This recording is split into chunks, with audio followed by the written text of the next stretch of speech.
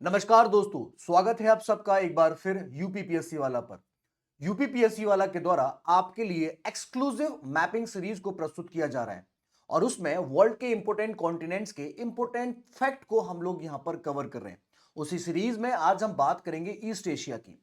जैसा कि हम लोग जानते हैं कि इस दुनिया में 7 महाद्वीप हैं और उन 7 महाद्वीप में से सबसे बड़ा महाद्वीप जो है वो एशिया महाद्वीप है और इसीलिए मैं यहां पर पार्ट वाइज आपके सामने इस एशिया कॉन्टिनेंट को प्रेजेंट कर रहा हूं। तो चलिए स्टार्ट करते हैं। अगर हम बात करें यहां पर ईस्ट एशिया की, तो जैसा कि आप यहां पर दुनिया में पृथ्वी पर देख पा रहे होंगे, ईस्टर्न साइड है एशिया का जिसमें कुछ इंपोर्टेंट कंट्रीज जैसे कि मंगोलिया, चाइना, नॉर्थ कोरिया जैसे देशों को हम लोग यहां पर शामिल करते हैं। आगे हम चर्चा करेंगे कि क्यों ये इंपोर्टेंट है एशिया के लिए। अगर हम बात करें इंट्रोडक्शन की, तो east Asia especially Chinese civilization is regarded as one of the earliest cradles of civilization. Sindhu घाटी सभ्यता, मेसोपोटामियन सिविलाइजेशन या फिर मिस्र सभ्यता की तरह चाइनीज सिविलाइजेशन भी हमको यहां पर देखने को मिलती है। और ना केवल चाइनीज, इसके साथ साथ में जापानीज, कोरियन और मंगोलियन सिविलाइजेशन भी अपने इतिहास को प्रदर्शित करती हैं। अगर हम बात करें करंट सिनेरियो की, तो यहां पर लगभग 1.7 बिलियन पीपल रहते हैं, जो एशिया कॉन्टिनेंट का 33% पार्ट और पूरी दुनिया का 20% पार्ट रिप्रेजेंट करते हैं। बात करें यहां पर इसके कंट्रीज की, तो यहां पर आपको China, Japan, north Korea, South Korea, Mongolia, Taiwan और इसके साथ साथ में हांगकांग और मकाऊ को भी चाइना अपना एडमिनिस्ट्रेटिव रीजन बताता है। अगर हम बात करें यहां पर फिजिकल क्लासिफिकेशन की, तो सबसे पहला स्थान आता है यहां पर नॉर्थ चाइना प्लेन का। हम लोग जानते हैं कि इस दुनिया का दूसरा सबसे बड़ा जनसंख्या वाला देश जो है वो चाइना ही है भारत के बाद में। और इसीलिए वहां के लोगों के लिए खाद्यान्न सामग्री उपलब्ध कराने में इसका एक बहुत बड़ा रोल है। A large fertile plain in eastern China, it's a major agricultural region crucial for China's food production, यानी कि चाइना के फूड प्रोडक्शन के लिए एक बहुत ही इंपॉर्टेंट बोल सकते हैं कि रोल प्ले करता है। The Yellow River flow through this plain, यानी कि येलो नदी जो है वो यहीं से आपको बहती हुई देखने को मिल जाएगी, जो कि आप यहां पर देखोगे आपको बोहाई गल्फ देखने को मिलती है। इसकी नॉर्दर्न साइड में देखेंगे तो आपको यहां पर बीजिंग यानी कि चाइना की राजधानी जो है वो यहां पर देखने को मिल जाती है। और इसके वेस्टर्न साइड में देखेंगे तो आपको यहां पर ताइहांग माउंटेन और नॉर्दर्न साउथ में आपको यहां पर यानशान माउंटेन जो है वो देखने को मिल जाता है। आगे चलते हैं और चर्चा करेंगे यहां पर मंचूरियन प्लेन की। North east China plain located in north eastern China, it's another important agriculture area known for its production of crops like soybeans and corns. तो ये भी एक मंचूरियन वाला पार्ट जो है ये भी चाइना में एग्रीकल्चर के लिए एक फेमस पार्ट है, जैसा कि आप लोग यहां पर देख पा रहे होंगे। आगे चलते हैं। This area is also known for इस इंडस्ट्रियल डेवलपमेंट, यानी कि यहां पर ना केवल एग्रीकल्चर, इसके साथ साथ में औद्योगिक विकास भी हमको देखने को मिल जाता है। आगे चलते हैं और चर्चा करेंगे यहां पर मंगोलियन प्लेटू की। While containing the Gobi desert, the Mongolian plateau also contain large area of grassland. Mongolia की अगर हम बात करें, राजधानी है इसकी उलान बटोर और मंगोलिया एक ऐसा क्षेत्र है जहां पर चाइना अपना आधिपत्य जो है वो स्थापित करने की कोशिश कर रहा है। इसके साथ साथ में चाइना ने तिब्बती और इसके साथ साथ ताइवान का क्षेत्र जो है उस पर भी कब्जा कर लिया है। फिलहाल हम बात करेंगे यहां पर इसके फिजिकल क्लासिफिकेशन की, तो यहां पर coniferous forest, broadleaf forest, meadow steppe, typical steppe, desert steppe, thicket, Gobi desert, sandy vegetation, agriculture land, waters, alpine steppe और इसके साथ साथ में मंगोलियन प्लेटू जो है वो आप यहां पर देख पा रहे हो। यानी कि पूरा एक रीजन जो है, बहुत सारी डायवर्सिटी आपको यहां पर देखने को मिल रही होगी। इसके सदर्न पार्ट में आप देखेंगे तो इस पार्ट को हम लोग यहां पर इनर मंगोलिया बोलते हैं और अलग अलग क्षेत्र में आपको अलग अलग यहां पर वेजिटेशन जो है वो देखने को मिल जाती है। चर्चा करेंगे यहाँ के कुछ इंपोर्टेंट डेजर्ट की, और इंपोर्टेंट डेजर्ट की बात करें और गोबी डेजर्ट का नाम ना आए ऐसा हो ही नहीं सकता। तो this was one of the largest desert in the world, stretching across part of northern China and southern Mongolia. अगर आप यहां पर देख पा रहे होंगे तो ये वाला पार्ट आप देखेंगे चाइना है, जिसका नॉर्दर्न पार्ट में आपको गोबी मरुस्थल देखने को मिलता है, और मंगोलिया जो आप देख रहे हैं इसका सदर्न पार्ट में आपको गोबी मरुस्थल जो है वो देखने को मिल जाता है। आपको मुझे कमेंट करके बताना है कि गोबी डेजर्ट को पार करने वाली महिला, भारतीय महिला का नाम क्या था। It's non for its harsh condition with extreme temperature variations, बहुत ज्यादा तापमान में विविधता जो है वो आपको यहां पर देखने को मिलती है।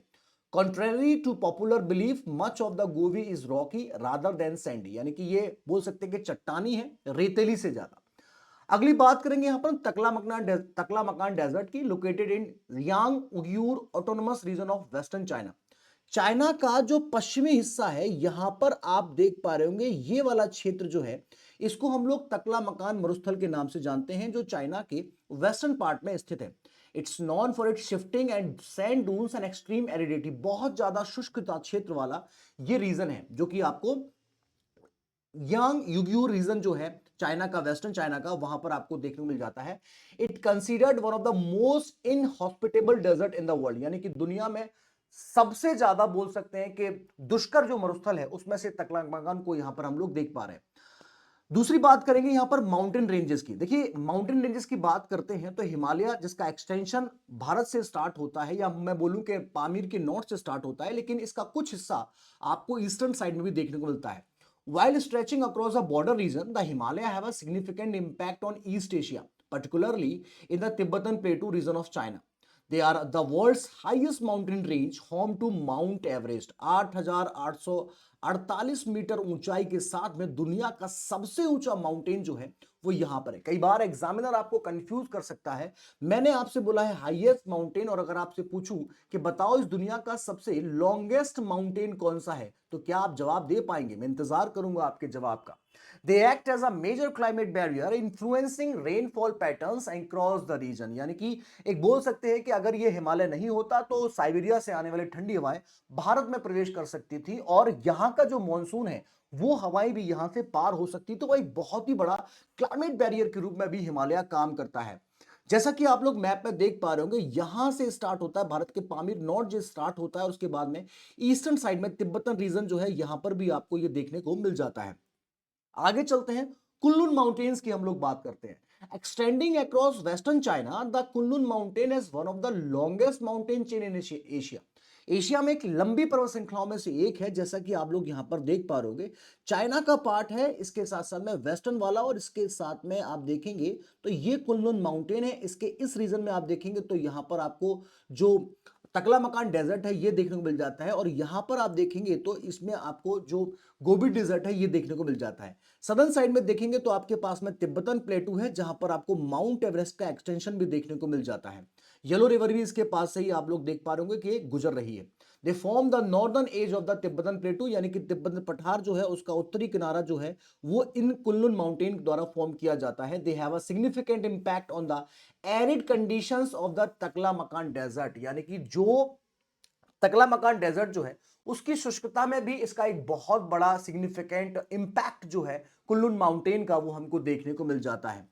आगे चलते हैं और चर्चा करेंगे यहां पर तियानशान माउंटेन की। Located in central Asia, the Tianshan mountain extend into western China, यानी कि चाइना का वेस्टर्न पार्ट जो है वहां पर हमको देखने को मिल रहा होगा। जैसा कि आप लोग देख पा रहे होंगे टकला मकान डेजर्ट है, इसके साथ साथ में यहां पर आप देखेंगे तो कुल्लुन माउंटेन है जो तिब्बतन का नॉर्दर्न कॉर्नर बनाता है, नॉर्दर्न एज बनाता है। इसके बाद में देखेंगे तो अल्टुन शान माउंटेन्स है, और इसके बाद में आप देखेंगे तो यहां पर गोबी डेजर्ट आपको देखने को मिल जाता है।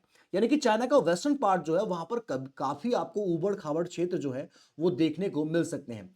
हम लोग चर्चा कर रहे हैं यहां पर ट्यानशान माउंटेन की, और ट्यानशान माउंटेन आपके सामने मैं प्रस्तुत कर रहा हूं, जो कि कजाकिस्तान मंगोलिया का रीजन जो है उसके आसपास के रीजन में आपको देखने को मिल सकता है। They are known for their spectacular scenery and glaciers. They influence the climate and water resources of Xinjiang region, यानी कि जो चाइना का जियांजिंग रीजन जो है वहां का एक बहुत इंपॉर्टेंट रोल प्ले करता है। अगली चर्चा है यहाँ पर अल्टाई माउंटेन की। These mountains from the border between Russia, China, Mongolia and Kazakhstan, चार देशों के बीच में बॉर्डर जो है वो हमको यहाँ पर देखने को मिल जाएगा। They are known for their rugged terrain and diverse ecosystem, ऊबड़ खाबड़ यहाँ पर क्षेत्र जो है वो देखने को मिलता है। They are the origin of the Irtysh and Ob rivers, यानी कि दो नदियां जो हैं उनका उद्गम भी आपको यहाँ पर अल्टाई माउंटेन से देखने को मिल सकता है। एक नदी आपके सामने मैं प्रस्तुत कर रहा हूं जो कि आप यहाँ पर देख पा रहे होंगे। तो यहाँ पर आप देखेंगे रशिया, उसके बाद में कजाकिस्तान, यहाँ पर आप देखेंगे चाइना, और यहाँ पर आप देखेंगे मंगोलिया। इन चार देशों के बीच में यहाँ पर अल्टाई माउंटेन जो है वो देखने को मिल सकता है। हो सकता है कि आपसे पूछा जाए कि अल्टाई माउंटेन का विस्तार कितने देशों में है या किन देशों में इसका विस्तार हमको देखने को मिलता है, तो आप आराम से यहाँ पर देख के बता सकते हैं। आगे चलेंगे और बात करेंगे यहां पर माउंटेन रेंजेस ऑफ जापान की। Japan landscape is dominated by mountains with ranges running the length of archipelago. Archipelago यानी कि अब बहुत सारे द्वीपों का समूह जो है वो हमको देखने को मिलता है। The Japanese Alps including the Hida, Kiso Akaishi mountain range are particularly prominent. कुछ इंपोर्टेंट यहाँ पर माउंटेन रेंजेस भी है। फॉर एग्जांपल अगर आप देख पा रहे होंगे तो यहाँ पर आपके पास हीडा माउंटेन है। इसी के साथ में आप देखेंगे तो माउंट फ्यूजी जापान में एक बहुत फेमस वोल्केनो भी है जो आप यहाँ पे देख पा रहे होंगे। और मैंने यहाँ पर जो कीसो है या अकाइशी है इनको भी मैंने आपके सामने प्रस्तुत किया है, जैसा कि आप लोग यहाँ पर देख पा रहे होंगे। ये आपके पास में माउंट हीडा है। हीडा के जैसे ही आप यहाँ पर साउथ ईस्ट रीजन में जाएंगे तो आपको यहाँ पर कीसो माउंटेन देखने को मिल जाएगा। और कीसो माउंटेन के आगे आप अगर आप जाएंगे तो यहाँ पर कीशो माउंटेन है। उसके बाद में आप देखेंगे तो यहाँ पर माउंट आकिशी है। और उसके बाद में आप देखेंगे तो यहाँ पर माउंट फ्यूजी जो है वो आपको देखने को मिल जाता है। यानी कि एक सीरीज में आपको यहाँ पर माउंटेन जो है वो देखने को मिल जाते हैं। इसके अलावा आप देखेंगे तो यहाँ पर माउंट कीटा, माउंट कायोकोमा, ऐसे बहुत सारे पर्वत जो हैं वो देखने को मिल जाते हैं। Apart from that we have some Alps. For example अगर मैं आपके साथ में बात करूं तो आप लोग देख पा रहे हो मात्सुमोटो, ठीक है, यात्सुगाटा के सदर्न अल्पास, ये सारे का सारे रीजन आप यहां पर देख सकते हैं। आगे हम बात करेंगे mountain ranges of Korean peninsula. The Korean peninsula, अब सवाल ये आता है कि पेनिनसुला किसको कहते हैं। पेनिनसुला एक ऐसी वाटर बॉडी जो तीन ओर से जल से घुरी हो और एक ओर से मेनलैंड से जुड़ी हो। और आप लोग देख पा रहे होंगे यहाँ पर येलो सी है, यहाँ पर सी ऑफ जापान है, और उसके बाद में यहाँ पर एक वाटर बॉडी आपके सामने है। Ranges run up and down A length of the peninsula, यानी कि यहाँ पर जो रेंजेस हैं ये आपको अप एंड डाउन रीजन में देखने को मिल सकती है, जैसे कि आप लोग देख पा रहे होंगे सोबेक माउंटेन्स हैं, ठीक है, टाइबेक माउंटेन्स हैं। उसके बाद में आप देखेंगे तो यहाँ पर हमयोंग माउंटेन्स है। उसके बाद में आप देखेंगे तो रंगमिन माउंटेन्स है। और इसके साथ साथ में कंगन माउंटेन्स जो है वो आपको देखने को मिल जाएगा। इसी के साथ में एक प्लेटू भी है जिसको आप लोग यहाँ पर काइमा प्लेटू के नाम से जानते हैं। आगे चलेंगे और चर्चा करेंगे यहाँ पर कुछ इंपोर्टेंट रिवर्स की। और सबसे महत्वपूर्ण रिवर है यहाँ पर Yangtze river, the longest river in Asia and the third longest in world. It plays a crucial role in China's economy. बहुत महत्वपूर्ण भूमिका निभाता है। चाहे हम बात करें यहाँ पर भारत की तो गंगा नदी, इटली की बात कर लें तो पो नदी, और अगर हम बात करें यहाँ पर अमेरिका की तो वहां पर भी मिसिसिपी, मिसौरी जो है वो बहुत इंपॉर्टेंट रोल प्ले करती हैं। ठीक है, कहां पर? इकोनॉमी में, एग्रीकल्चर में, और उसके साथ साथ में ट्रांसपोर्टेशन में। It flows through diverse landscape from the Tibetan plateau to the East China Sea. East China Sea में जाकर ये समाप्त हो जाती है। आगे चर्चा करेंगे हम लोग यहाँ पर येलो रिवर की, known as the cradle of Chinese civilization. इसी के किनारे चीनी सभ्यता जो थी वो स्थित थी। It has historically been vital for agriculture but also prone to devastating floods. बहुत ज्यादा बाढ़ जो है वो उसमें देखने को मिल जाती है। It carries large amount of loess sediments giving it characteristics yellow colour. जो इसमें लोएस है इससे उसका जो कलर है वो येलो देखने को हमको यहाँ पर मिल जाता है। आगे हम बात करेंगे यहाँ पर अमूर रिवर की। Forms part of the border between Russia and north eastern China. Russia और इसके साथ साथ में नॉर्थ ईस्टर्न चाइना जो है उसका यहां पर आपको बॉर्डर देखने को मिल जाता है, जैसे कि आप लोग देख पा रहे होंगे सी ऑफ ऑक्सटॉक आपको यहां पर देखने को मिल जा रहा है। It's a significant river in the region with diverse ecosystem. It flow into the sea of Okhotsk, जो कि आपके सामने मैं प्रस्तुत कर रहा हूं। आगे चलते हैं, चर्चा करेंगे यहां पर यालू रिवर की। Forms part of the border between north Korea and China, यानी कि उत्तर कोरिया और चाइना के बीच में आप यहां पर देख पा रहे होंगे एक नदी आपको देखने को मिल रही है जिसको हम लोग यालू रिवर बोलते हैं। ठीक है, और ये येलो सी जो है यहां पर आके गिर जाती है। ठीक है, कमेंट करके आप लोग मुझे बता सकते हैं कि नॉर्थ कोरिया के इस टाइम पर प्रमुख व्यक्ति जो है उनका नाम क्या है। नॉर्थ कोरिया और साउथ कोरिया के बीच में एक बाउंड्री लाइन भी है, अगर आप मुझे बताएंगे इनके बीच में कौन सी है तो मुझे बहुत अच्छा लगेगा। It flows into the Yellow Sea. आगे चलते हैं, बात करेंगे यहां पर ट्यूमेन रिवर की। Forms portion of the borders between China, North Korea and Russia. China region आप यहां पर देख पा रहे होंगे, रशिया आपके सामने है, और इसके साथ साथ में आप देखेंगे तो नॉर्थ कोरिया। यहां पर जो रीजन मैं आपको बता रहा हूं यहीं पर नदी है जिसको हम लोग बोलते हैं ट्यूमेन रिवर। ठीक है, जो कि जो सी ऑफ जापान जो है या ईस्ट सी ऑफ जापान जो है वहां पर आपको गिरती हुई देखने को मिल जाती है। अगली नदी आती है हमारे सामने यहां पर जो इंपोर्टेंट आइलैंड्स हैं उनके बारे में हम लोग चर्चा करेंगे। जापान बहुत सारे थाउजेंड ऑफ आर्चिपेलागोस जो है वो आपको यहां पर देखने को मिलते हैं, यानी कि बहुत सारे द्वीपों का समूह जो है वो हमको देखने को मिलता है। लेकिन फिर भी इसमें कुछ प्रमुख हमारे पास में आइलैंड्स हैं। फॉर एग्जांपल होन्शु की बात कर रहे हैं, होकाइडो की बात कर रहे हैं, क्योशु की बात कर रहे हैं, और शिकोहू की बात कर रहे हैं। अब आप देखेंगे तो सदर्न पार्ट में आप देखेंगे तो यहां पर आपको क्योशु देखने को मिल जाएगा जो सदर्न मोस्ट है। अगर हम बात करें यहां पर शिकोकू की तो ये स्मॉलेस्ट कहा जाता है, smallest of the main island. ठीक है, स्मॉलेस्ट है। उसके बाद हम बात करेंगे यहां पर होकाकाइडो की, तो ये आपका नॉर्दर्न मोस्ट है। नॉर्दर्न मोस्ट आइलैंड जो है वो आपको यहां पर देखने को मिलता है। और उसके बाद में है होन्शु, जो लार्जेस्ट आइलैंड है, लार्जेस्ट आइलैंड जो है वो आपको यहां पर होन्शु जो है वो देखने को मिल जाता है। तो ये चारों के बारे में हमने यहां पर चर्चा जो है वो कर ली है। आगे चलते हैं और बात करेंगे यहां पर ताइवान की। So Taiwan is the main island but the territory also includes smaller island such as the Penghu island. Taiwan की राजधानी ताइपे है और जापानी से सीमा जो है इसकी साझा होती है, लेकिन चाइना ने इस पे अपना अधिकार जो है वो स्थापित कर रखा है। ठीक है, चाइना ने बहुत सारे आइलैंड जो हैं, डिस्प्यूटेड आइलैंड हैं, जिन पर अपना अधिकार जो है वो यहां पर कब्जा कर रखा है। जैसे कि आप लोग यहां पर देख पा रहे हो मात्सू है ना, पेंगू, ये ताइवान का क्षेत्र है, लेकिन ताइवान के ऊपर भी कब्जा कौन कर रहा है, यहां पर चाइना ने कर रखा है। तो ताइवान में भी आप लोग देखेंगे, आपको देखने को यहां पर आइलैंड्स देखने को मिल जाते हैं।